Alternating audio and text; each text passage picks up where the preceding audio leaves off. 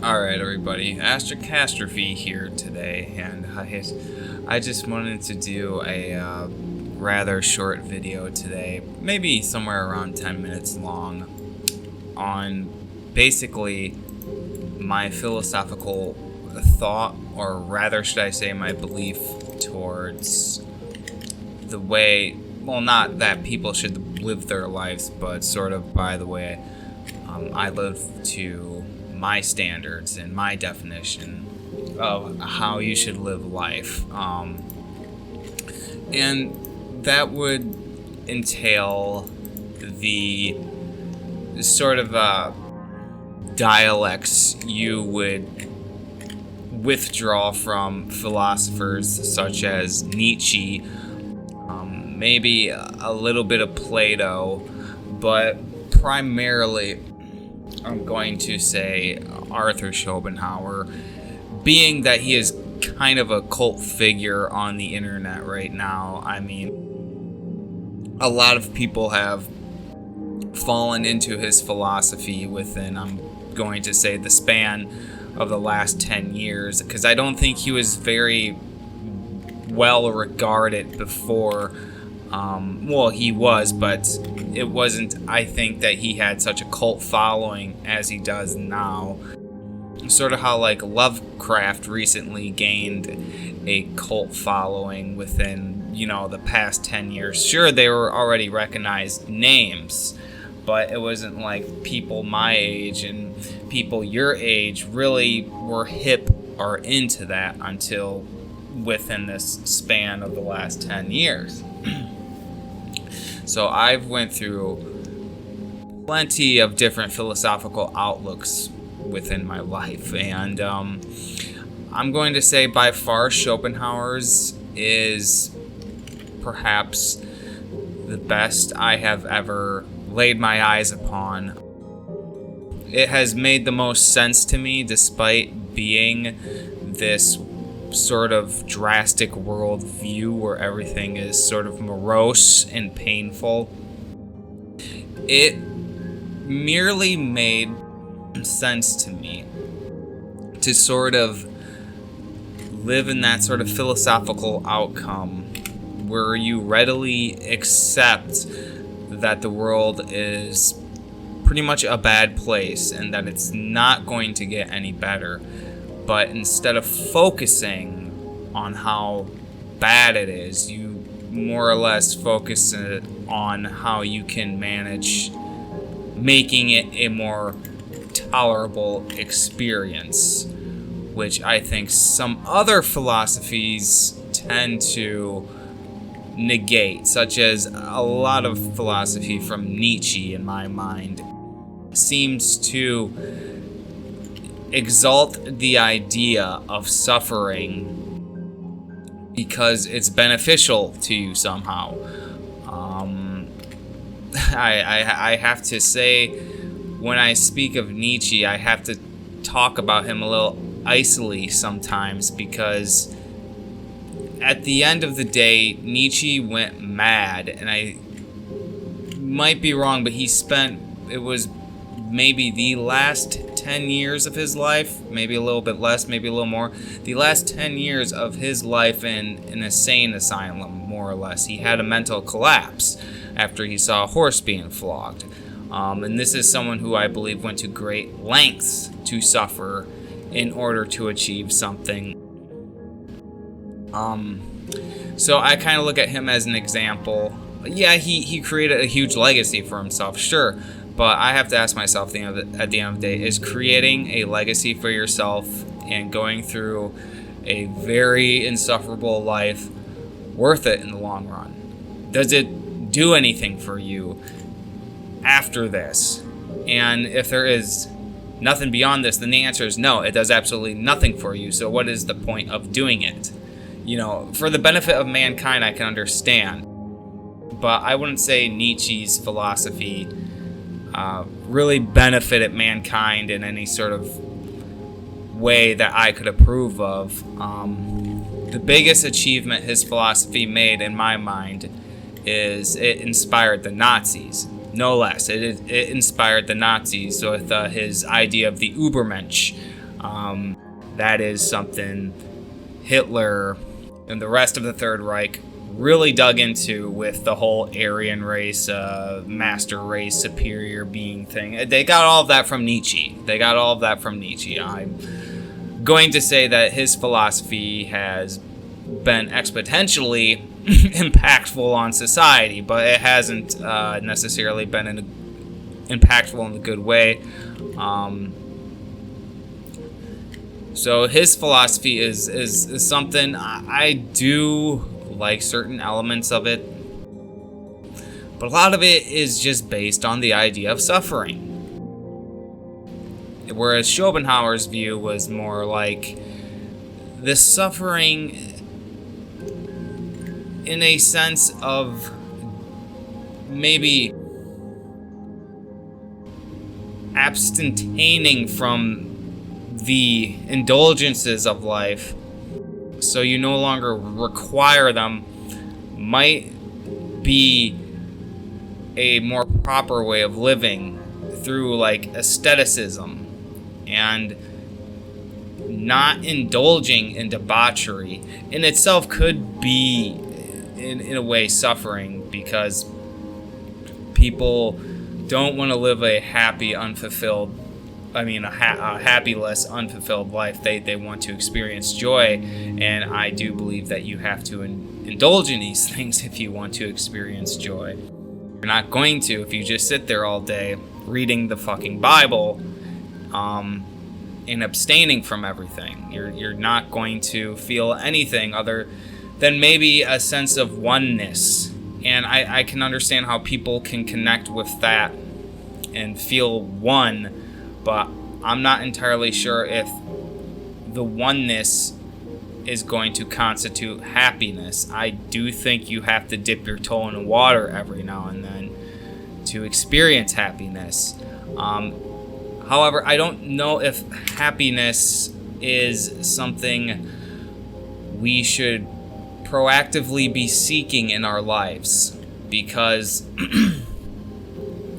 happiness to me in a lot of circumstances seems like an illusion of one sort or another to somewhat keep you complacent and keep you stuck where you are.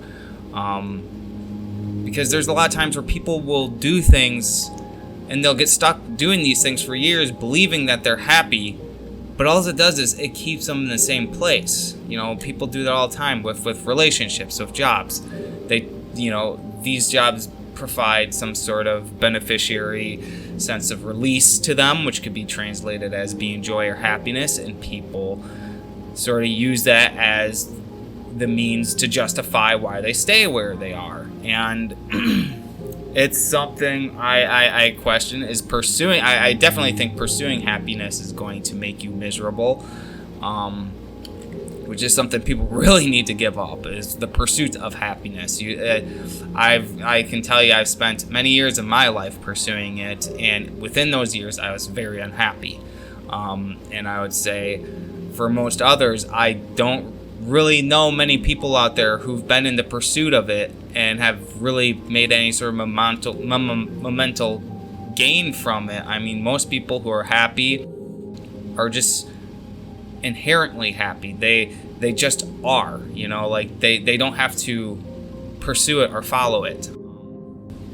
So I don't know if happiness is something that people should actively seek.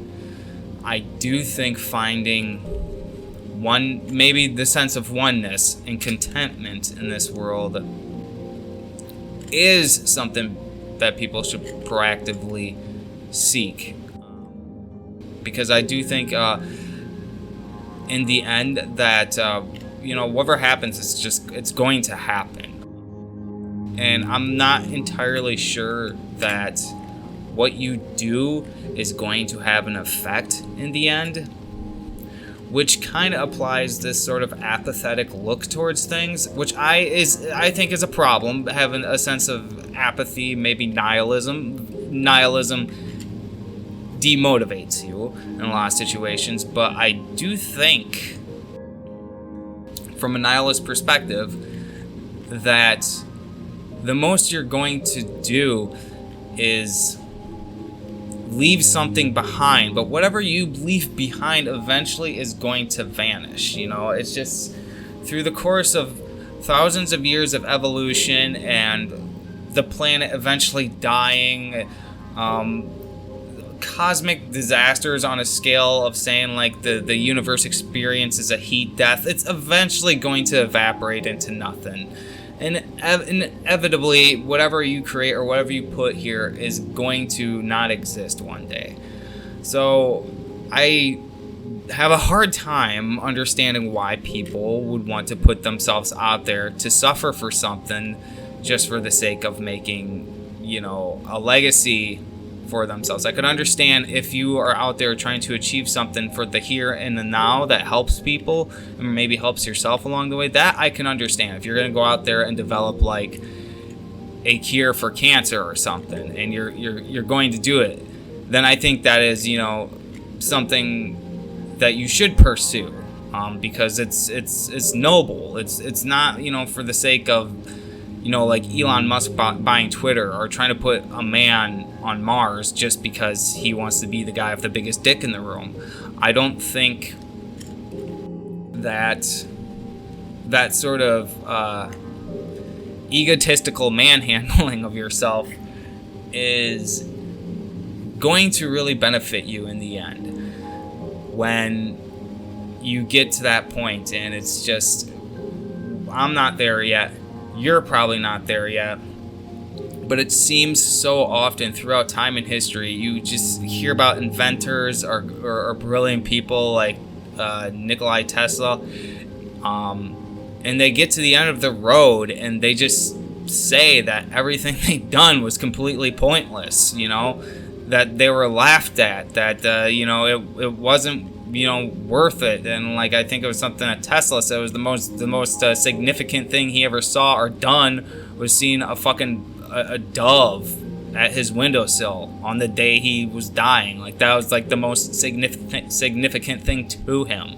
It wasn't anything he ever invented. So I really beg that question of like suffering.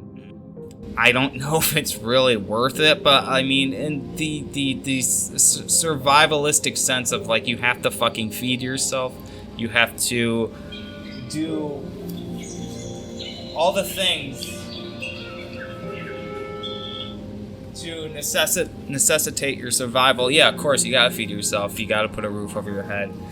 There's certain elements to life that suffering is practical and makes sense. But like when it comes to the point of trying to achieve an unattainable goal and suffering for it, I think you should really reconsider your options, and not spend so much of your life doing things that are intolerable for the sake of finding your happiness. Your happiness is just something that could come to you. Like, I find a lot of happiness in some really, really basic, mundane things. Like, to be perfectly honest, sometimes I am the happiest when I just go on YouTube and pull up videos of Mike Tyson knocking people out. I can't tell you how happy I feel watching that. And or pulling up videos of Muhammad Ali knocking people out. I love watching boxers knock people out.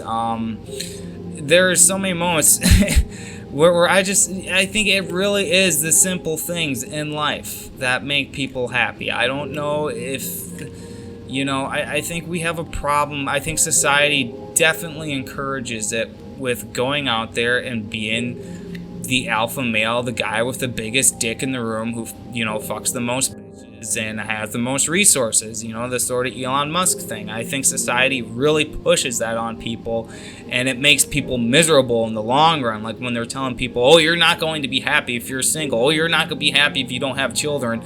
And that's something you hear like from the right a lot. It's like, oh, you're not going to be happy if you're like, a 30-year-old single female without kids. I mean, I think a lot of this stuff is pushed by both political ends, and they're just the means to justifying their movement in the long run. You know, it's just all about getting more people to believe one side or the other. But I think as a whole, society really pushes things and tells people, oh, you're not going to be happy unless you have this. You're not going to be happy unless you have that. But then again, it's just like, what does the happiness really do other than, as Schopenhauer would put it, is it makes the pain less undesirable, more or less. That's what happiness does. And, you know, that's how the Greeks would feel about it too. Is joy and happiness is just the reduction of pain.